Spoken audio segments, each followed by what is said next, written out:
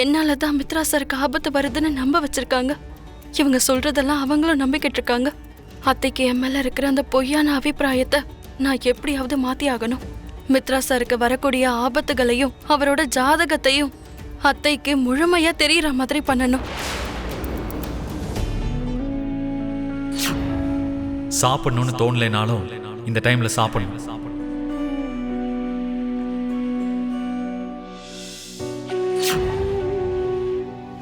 இந்த அளவுக்கு அவ்வளவு விழுந்து விழுந்து கவனிக்க வேண்டிய அவசியம் உனக்கு எதுக்கு வந்தது? ஏன்னா அவ என் மனைவிங்கிறதுனால. யாரு நினைச்சாலும் இல்லைனாலும் நான் அவ கழுத்துல தாலி கட்டினங்கிறதுனால அவளுக்கு நான் புருஷன் தான்.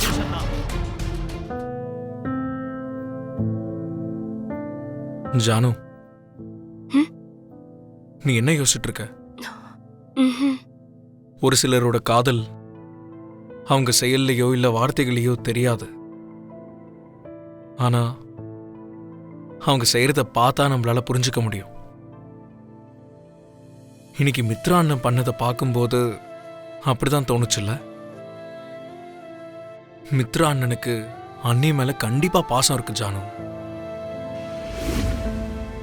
ஆனா என் அக்காவோட கண்ணுக்கே தெரியாம அவளை சுத்த இவ்ளோ பேரோட அன்பு அவளுக்காக இருக்குதுன்னு இன்னைக்குதான் எனக்கே புரிஞ்சுது. பார்க்கலாம், நம்மளோட முயற்சி அக்காவையும் மாமாவையும் எந்த அளவுக்கு சேர்க்குதுன்னு பார்க்கலாம். அவங்க 2 பேரும் சேர்ந்து வாழ்ந்தா எனக்கு சந்தோஷம்தான்.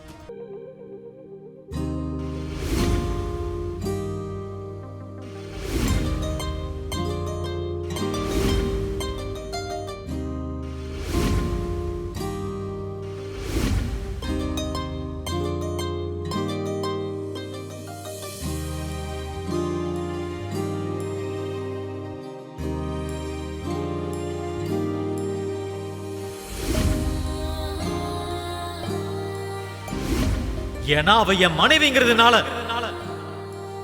அவளை நல்லா பாத்துக்க வேண்டிய பொறுப்பு எனக்கு இருக்கு. லக்ஷ்மி விஷயத்துல டாக்டர் கைய விரிச்சப்போ எனக்கு வேற வழி தெரியாம கோயிலுக்கு போய் ஈர துணியோட அங்க பிரதட்சணை செஞ்சேன்.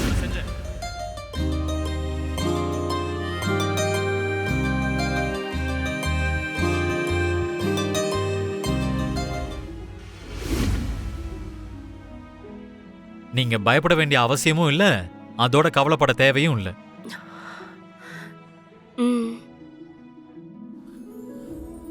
நான் பாத்துக்கிறேன். நீங்க 2 பேரும் இங்க இருந்து கிளம்புங்க. அதான் சொல்லிட்டேன்ல, கிளம்புங்க. அடிப்பட்ட அவங்க பொண்டாட்டிய பாத்துக்கு தானே அவங்க புருஷன் இருக்காரு. நடுவுல நமக்கு இங்க என்ன வேலை ஜானு? வா போலாம். கிளம்பு. ஓகே. லக்ஷ்மி, உனக்கு என்ன வேணும்னாலும் என்கிட்ட கேளு, நான் பண்றேன். கேட்கலாமா வேண்டாமான்னு யோசிச்சுக்கிட்டே உட்கார்ந்து இருக்காத. அதுவும் உனக்கு இப்ப ரெஸ்ட் ரொம்ப தேவை. எதை பத்தியும் யோசிக்காம நிம்மதியா படுத்து தூங்கு. என்ன புரிஞ்சுதா? சரிங்க.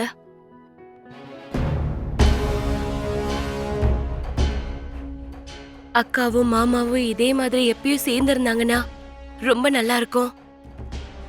ஆனா இவங்க 2 பேரையும் பார்த்து மனிஷாவால கண்டிப்பா சந்தோஷமா நிம்மதியா இருக்க முடியாது. மனிஷாவை ஒரு பக்கம் நம்ம வாட்ச் பண்ணிக்கிட்டே இருக்கணும்.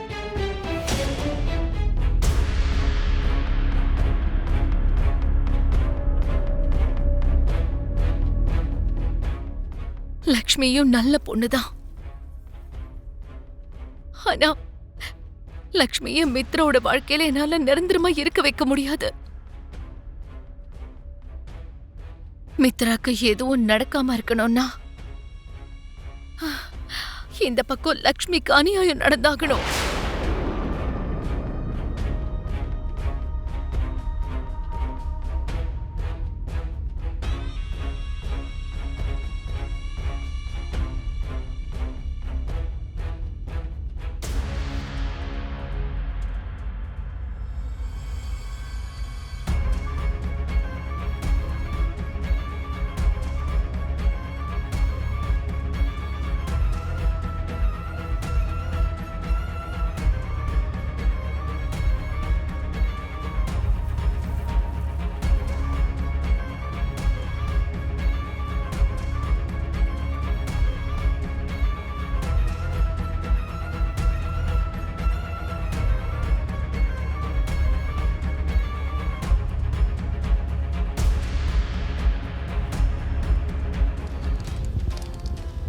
அப்படி இல்லனா வீட்டுக்குள்ள இருக்கிற போட்டோ தானா எப்படி எரியும் ஆண்டி?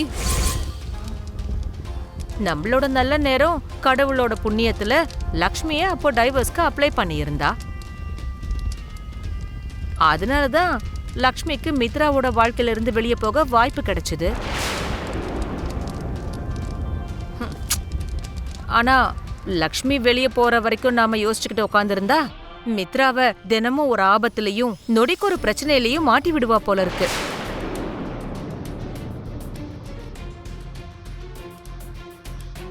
லக்ஷ்மி மித்ராவோட வாழ்க்கையில இருந்து போற வரைக்கும் மித்ரா வாழ்க்கையில சந்தோஷமே இல்லாம போயிடும்க்கா.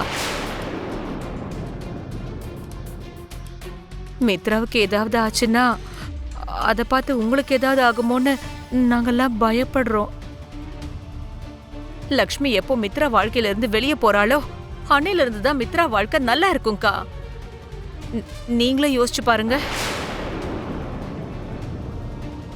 சரிங்க ஆண்டி, இந்த விஷயத்த பத்தி நீங்க ரொம்ப யோசிச்சு உங்க மனசு குழப்பிக்காதீங்க. மித்ராவோட உயிருக்கு எதுவும் ஆகாம இருக்கணும்னா எந்த முடிவெடுத்தா சரியா இருக்கும்னு யோசிச்சு பாருங்க ஆண்டி.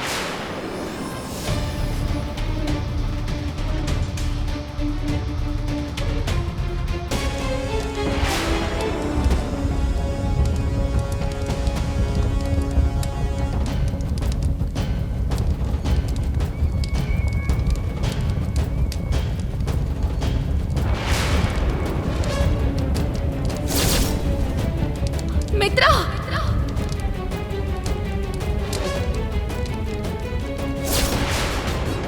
நம்ம 2 பேரும் மித்ராவோட போட்டோவை எரிச்சதுனால இந்த வீட்ல ஒரு பூகம்பம் வெடிக்க போறது கன்ஃபார்ம்.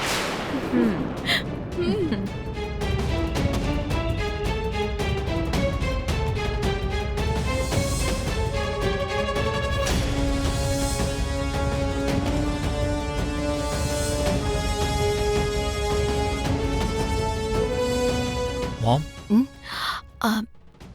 என்னப்பா? இன்னும் நீங்க தூங்கலையா? எதை பத்தி யோசிச்சுட்டு இருக்கீங்க? நான் வேற எதை பத்திப்பா? எல்லாம் உன்னை பத்தி தான். எதுக்கு மாம்? எனக்கு தான் ஒன்றும் ஆகலையில. இப்போ உங்க முன்னாடி நல்லபடியா தானே இருக்கேன். இப்ப நீ நல்லா இருக்கப்பா. ஆனா ஒவ்வொரு தடவையும் உனக்கு எதுவும் ஆகாதுன்னு என்னால சொல்ல முடியலல்ல. என்னை பத்தி நீங்க கவலைப்படுறது எனக்கு புரியுது.